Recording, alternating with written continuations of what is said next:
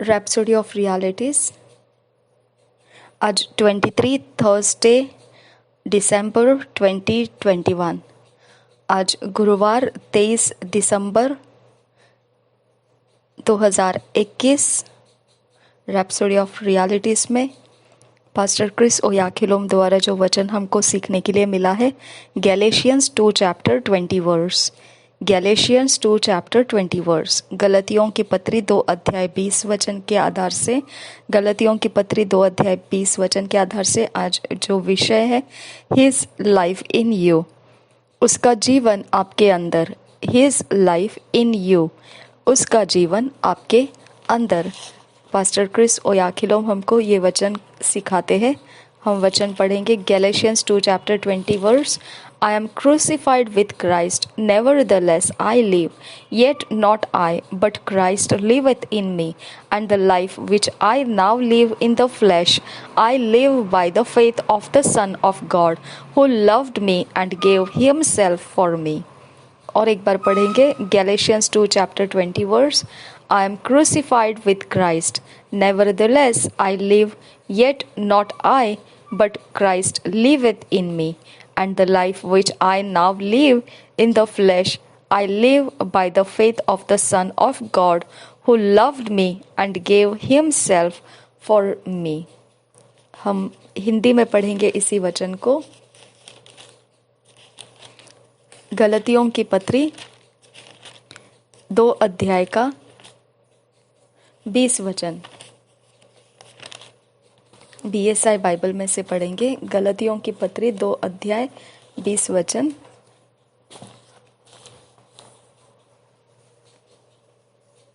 मैं मसीह के साथ क्रूस पर चढ़ाया गया हूँ।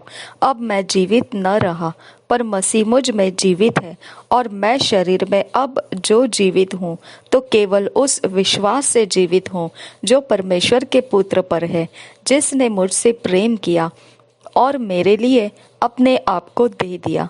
और एक बार पढ़ेंगे। गलतियों की पत्री 2 अध्याय 20 वचन। मैं मसीह के साथ क्रूस पर चढ़ाया गया हूँ।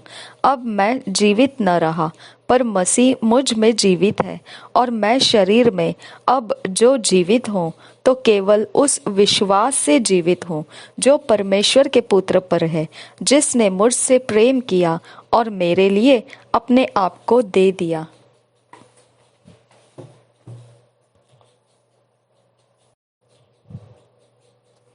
पास्टर क्रिस ओयाखिलोम हमको ये वचन सिखा रहे हैं। How inspired are you about the life of Christ in you? आप कितने उत्तेजित हो इस विषय में कि आपका जीवन मसीह के अंदर है। Not many realise how sublime this is. और बहुत सारे लोग इस बात को समझ नहीं पाते हैं कितना ही संवेदनशील जीवन मसीही जीवन रहता है। उत्कृष्टता से भरा हुआ प्रभावशाली जीवन वो होता है। मसीही जीवन बहुत प्रकार का विशिष्ट उत्कृष्टताएं प्रदान करता है। कितना भव्य और कितना ही उदात्तता से वो जीवन बनता है, ऐसा मसीही जीवन रहता है। बहुत सारे लोग तो इसे समझ ही नहीं पाते हैं। Christ in you is everything. That was God's dream and the purpose of Christ's redemptive work. और जो मसीह यीशु का जीवन हमारे अंदर आया है, यह परमेश्वर का पहला इच्छा है और वह उसका सपना है, और उसी सपने के आधार से उसने मकसद बनाया कि मसीह का क्रूस का बलिदान का वो समय बनाया जाए, और फिर मनुष्य जाति को पाप के हाथों में से छुड़ा लिया जाए। ये परमेश्वर का सपना है, और उसने वही के लिए मसीही जीवन सब कुछ में दे दिया। जो कुछ भी हमारे अंदर है वह सब कुछ में यीशु मसीह मौजूद कर दिया। मसीह यीशु हमारे अंदर वह सब कुछ बन गया। यही परमेश्वर का सपना रहा था, और मकसद भी उस क्रूस के बलिदान का जो मसीह ने किया, यीशु मसीह ने क्रूस का बलिदान किया, उस मकसद का भी यही एक काम था। He came to make us sons of God, to make it possible for us to be indwelt by God and have His life imparted to our spirits. वह आया था जब इस पृथ्वी के ऊपर क्रूस के बलिदान के लिए प्रभु यीशु मसीह जब आया था इस क्रूस के बलिदान को करने के लिए, तो उसने जो परमेश्वर के संतान है वो संतान बनाने के लिए परमेश्वर हमारे मनुष्य जाति के अंदर निवास कर पाए, ये स्थान बनाने के लिए, संभव करने के लिए आया और उसने अपना जीवन हमारे आत्मा के अंदर प्रदान किया. So today he lives in you by his word and his spirit. इसकी वजह से अभी वो आपके अंदर उसके वचन के द्वारा जीवन जी रहा है और उसके आत्मा के द्वारा वो आपके अंदर जीवित है. Colossians 3 chapter 16 says, "Let the word of Christ dwell in you richly in all wisdom." कुलोसियों की पत्री 3 अध्याय का 16 वचन इस प्रकार से कहता है. कुलोसियों की पत्री 3 अध्याय 16 वचन BSI बाइबल में इस प्रकार से कहता है, मसीह के वचन को अपने हृदय में अधिकाई से बसने दो. Let the word of Christ dwell in you richly in all wisdom. मसीह के वचन को अपने हृदय में अधिकाई से बसने दो और सिद्ध ज्ञान सहित एक दूसरे को सिखाओ और चिताओ और अपने अपने मन में अनुग्रह के साथ परमेश्वर के लिए भजन और स्तुति गान और आत्मिक गीत गाओ.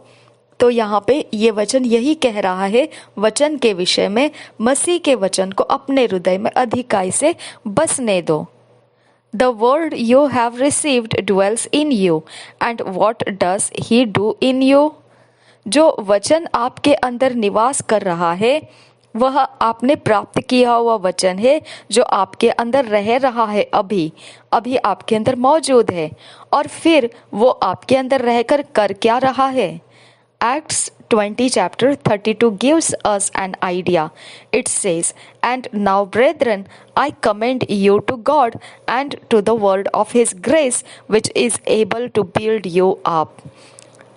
प्रेरितों के काम 20 अध्याय के 32 वचन में इसके विषय में हमको बताया है कि यह वचन हमारे अंदर जब आ गया है अब वो कर क्या रहा है हमारे अंदर रहकर. इस वचन को पढ़ के हम समझ सकेंगे. प्रेरितों के काम 20 अध्याय के 32 वचन में इस प्रकार से लिखा है. BSI बाइबल में से पढ़ रहे हैं. और अब मैं तुम्हें परमेश्वर को और उसके अनुग्रह के वचन को सौंप देता हूँ जो तुम्हारी उन्नति कर सकता है और सब पवित्र किए गए लोगों में साझी करके मिरास दे सकता है. हालेलुया. यहाँ पे लिखा है प्रेरितों के काम 20 अध्याय 32 वचन कि ये वचन जब हमारे अंदर रखा गया है अब ये वचन हमारे अंदर रहकर कर क्या रहा है. यह वचन कहता है प्रेरितों के काम 20 अध्याय 32 वचन ये कहता है, अब मैं तुम्हें परमेश्वर को और उसके अनुग्रह के वचन को सौंप देता हूँ जो तुम्हारी उन्नति कर सकता है और सब पवित्र किए गए लोगों में साझी करके मिरास दे सकता है.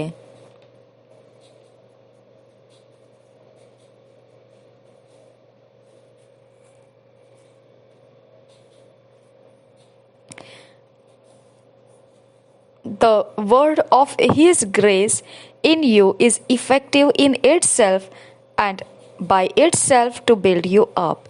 जो वचन आपके अंदर दिया गया है अपने आप में बड़ा प्रभावशाली है और वह परमेश्वर के अनुग्रह के द्वारा आपके अंदर प्रभावशाली होने का अपने अंदर से खुद वो काम कर रहा है और उसी के प्रभावशाली होने के द्वारा आप तैयार किए जा रहे हो. रोज के रोज मसीह जीवन में आप तैयार होते हुए जा रहे हो. And if His word builds you up, it means you can't fail, be destroyed or be defeated. अब अगर उसका वचन आपको तैयारी करा रहा है तो इसका मतलब यह बनता है कि आप कभी असफल नहीं हो सकते हैं, आप नाश नहीं होंगे और आप हारेंगे भी नहीं, क्योंकि ये परमेश्वर का वचन आपके अंदर रहकर अपने प्रभाव के साथ आपके अंदर के सब कुछ के ऊपर प्रभुता कर रहा है। और वह परमेश्वर का अनुग्रह है आपके अंदर कि वो आपको तैयार कर रहा है। यही वो कारण बनता है। अगर परमेश्वर का वचन आपको तैयार कर रहा है, उभार रहा है, तो इसका मतलब है कि आप कभी असफल नहीं होंगे, आप नाश नहीं होंगे और आप हारेंगे भी नहीं। His life in you by the word is extraordinary. It causes you to grow up in God in all things and in all areas. उसका जीवन आपके अंदर परमेश्वर के वचन के द्वारा आ जाता है। यह एक बहुत असाधारण सी बात है जो साधारण तरीके से समझी नहीं जा सकती है। हमारे अंदर जो जीवन हमने पाया है वह परमेश्वर के वचन के द्वारा परमेश्वर का जीवन हम में आ चुका है। यही एक कारण है कि हम परमेश्वर की तरफ बढ़ते जा रहे हैं, परमेश्वर के गुणों में बढ़ते जाते हैं और परमेश्वर की रचना के आकार में हम ढलते जाते हैं, सारी चीज़ों के अंदर और सारे अपने जीवन के भागों के अंदर।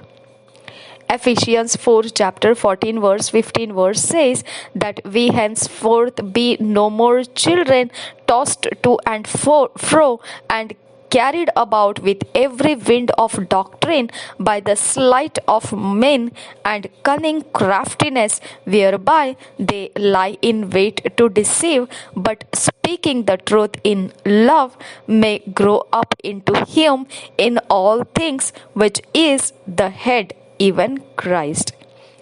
अब इसके विषय में इफिसियों की पत्री 4 अध्याय 14 और 15 वचन हमको और ज्यादा गहराई से समझाता है। यह बात इस प्रकार से बीएसआई बाइबल में लिखा है। इफिसियों की पत्री 4 अध्याय 14-15 वचन, ताकि हम आगे को बालक न रहे जो मनुष्यों को की ठग विद्या और चतुराई से उनके भ्रम की युक्तियों के और उपदेश के हर एक झोंके से उछाले और इधर उधर घुमाए जाते हैं, वरन प्रेम में सच्चाई से चलते हुए सब बातों में उसमें जो सिर है अर्थात मसीह में बढ़ते जाए।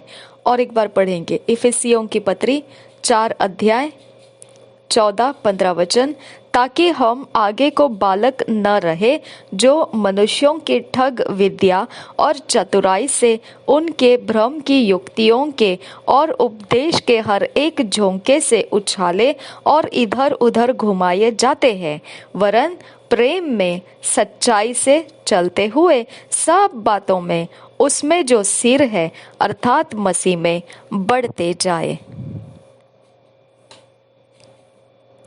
Then John 14 chapter 23 tells us, if a man love me, he will keep my words, and my Father will love him, and we will come unto him and make our abode with him. और फिर यूहन्ना रचित सुसमाचार के 14 अध्याय के 23 वचन में इस प्रकार से लिखा है। यूहन्ना रचित सुसमाचार 14 अध्याय 23 वचन, हिंदी बीएसआई बाइबल में से पढ़ेंगे। यीशु ने उसको उत्तर दिया, यदि कोई मुझसे प्रेम रखेगा तो वह मेरे वचन को मानेगा और मेरा पिता उससे प्रेम रखेगा और हम उसके पास आएंगे और उसके साथ वास करेंगे। हालेलुया। यहाँ पे ये वचन इस प्रकार से है, यूहन्ना रचित सुसमाचार 14 अध्याय का 23 वचन, यीशु ने उसको उत्तर दिया, यदि कोई मुझसे प्रेम रखेगा तो वह मेरे वचन को मानेगा और मेरा पिता उससे प्रेम रखेगा और हम उसके पास आएंगे और उसके साथ वास करेंगे।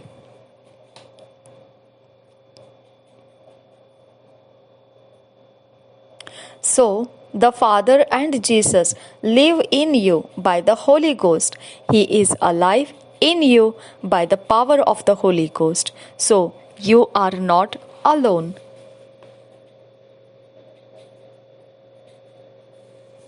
तो इस वचन के आधार से हमको ये पता चलता है पिता और प्रभु यीशु मसीह पवित्र आत्मा के द्वारा हमारे अंदर जीवन जी रहे हैं। वह हमारे अंदर जीवित है और वह जीवित इस प्रकार से है पवित्र आत्मा के शक्ति के द्वारा। इसी के कारण अब आप अकेले नहीं हो, आपके साथ पिता है और पुत्र है और दोनों भी पवित्र आत्मा ही के द्वारा आपके अंदर मौजूद है। पवित्र आत्मा ही के शक्ति से वो आपके अंदर जीवित तरह से जीवन जी रहे हैं। तो इसका मतलब है कि आप अभी अकेले नहीं हो। It makes no difference where you are in this world. Be conscious and aware that the father and Jesus are at work in you to achieve in and through you the extraordinary, the unthinkable and the unexpected. तो अब फर्क नहीं पड़ता है कि आप कहाँ इस जगत के अंदर कौन सी जगह में मौजूद हो। आप ध्यान में रखिए अपने अंदर और इस बात की हमेशा अपने अंदर चौकसी बनाए रखिए कि आप अकेले नहीं हो। आपके अंदर हमेशा ये बात का ध्यान रहना है, जानकारी मौजूद रहनी है कि आप अकेले नहीं हो। पिता और यीशु मसीह आपके अंदर आपके सारे बातों में मौजूद है और काम कर रहा है आपके खातिर, ताकि आप उन्नति को प्राप्त करें, सफलता को प्राप्त करें और आप ही के द्वारा वह एक असाधारण रीति से काम पूरा करके देता है और जो आप कभी सोच भी नहीं सकते हैं और ना कभी इस विषय में आपने कभी आशा भी किया हो। इस प्रकार का वो आपके अंदर से आपके सारे जीवन के मसलों में, आपके जीवन के हर हिस्से में अपने अंदर से वो काम कर रहा होता है। वो आपके अंदर से काम कर रहे होते हैं पिता और प्रभु यीशु मसीह। और इसके बारे में आपको हमेशा ध्यान रहना चाहिए, इसकी जानकारी आपने भूलना नहीं है और हमेशा इस विशेष ध्यान के अंदर रहते हुए फिर आप जगत के अंदर कोई भी जगह में क्यों ना हो, कहीं पर क्यों ना हो, आप कभी भी इस ध्यान को खोना नहीं है। The Bible tells us in Ephesians 3 chapter 20 verse 21 verse। तो इस तरह से कोई फर्क नहीं पड़ता है फिर आप जगत के अंदर कौन सी जगह, कब और कहाँ हो। अब इसी के विषय में पवित्र बाइबल और बताता है इफिसियों की पत्री 3 अध्याय 20-21 वचन में। इंग्लिश में ये वचन ऐसा है, now unto him that is able to do exceeding abundantly above all that we ask or think according to the power that worketh in us, unto him be glory in the church by Christ Jesus throughout all ages, world without end, amen। इस विषय में Hindi BSI Bible में ऐसा लिखा है, इफिसियों की पत्री 3 अध्याय के 20 और 21 वचन में हम पढ़ेंगे BSI बाइबल में से। इफिसियों की पत्री 3 अध्याय का 20-21 वचन। अब जो ऐसे सामर्थी है कि हमारी विनती और समझ से कहीं अधिक काम कर सकता है, उस सामर्थ के अनुसार जो हम में कार्य करता है, कलीसिया में और मसीह यीशु में उसकी महिमा पीढ़ी से पीढ़ी तक युगानुयुग होती रहे, आमीन। और एक बार पढ़ेंगे इफिसियों की पत्री 3 अध्याय का 20-21 वचन। अब जो ऐसा सामर्थी है कि हमारी विनती और समझ से कहीं अधिक काम कर सकता है, उस सामर्थ्य के अनुसार जो हम में कार्य करता है, कलीसिया में और मसीह यीशु में उसकी महिमा पीढ़ी से पीढ़ी तक युगानुयुग होती रहे, आमीन। Colossians 1 chapter 27 tells us, to whom God would make known what is the riches of the glory of this mystery among the Gentiles, which is Christ in you, the hope of glory. You are not an ordinary person. Every step you take is a Christ in you। अब इसी वचन के विषय में कुलोसियों की पत्री 1 अध्याय का 27 वचन इस प्रकार से कहता है। 1 अध्याय का 27 वचन, BSI बाइबल में से, जिन पर परमेश्वर ने प्रकट करना चाहा कि उन्हें ज्ञात हो कि अन्य जातियों में उस भेद की महिमा का मूल्य क्या है, और वह यह है कि मसीह जो महिमा की आशा है तुम में रहता है। और एक बार पढ़ेंगे कुलोसियों की पत्री 1:27 यह प्रकार से कहता है, जिन पर परमेश्वर ने प्रकट करना चाहा कि उन्हें ज्ञात हो कि अन्य जातियों में उस भेद की महिमा का मूल्य क्या है, और वह यह है कि मसीह जो महिमा की आशा है तुम में रहता है। हम अभी असाधारण रीति से जीवन जीने वाले लोग व्यक्ति बन चुके हैं। हम साधारण व्यक्ति नहीं रहे हैं। हर एक जो कदम हम उठाते हैं वो मसीह हमारे अंदर है, इस व्यक्तिमत्व के साथ हम चल रहे होते हैं। मसीह हमारे अंदर हमारी महिमा की आशा, जिसका मतलब Christ in you, the hope of glory, means there is glory in you everywhere you go. Your life is full of glory. Hallelujah. तो मसीह आपके अंदर महिमा की आशा है, वो आपके अंदर। इसका मतलब भी यही बन जाता है फिर जब मसीह आपके अंदर लिए हुए हर एक कदम आप चलते जा रहे हो तो आप साधारण व्यक्ति नहीं रहते हैं। और जैसे आप साधारण व्यक्ति नहीं रहते हैं तो इसका मतलब है कि आपके अंदर कुछ असाधारण है, और वह असाधारण क्या है? वह आपके अंदर मसीह है। और ये मसीह क्या है? यह महिमा की आशा है। और यह महिमा की आशा मतलब क्या बनता है कि परमेश्वर की महिमा लेकर आप सब जगह जाते हो। आपके जीवन के अंदर महिमा से आप भरपूर रहते हो। आपके अंदर सारी चीजें परमेश्वर के महिमा से भरी हुई रहती है। यही इसका मतलब। हालेलुया। पिता परमेश्वर, हमें फिट एंड फिक्स कीजिए और ईश्वरीय रचना में आप हमको लेकर आइए, डिवाइन ऑर्डरलीनेस में हमको लेकर आइए। नासरी यीशु मसीह के नाम में मांगते हैं पिता, सुन और कबूल कर। आमीन, आमीन, आमीन।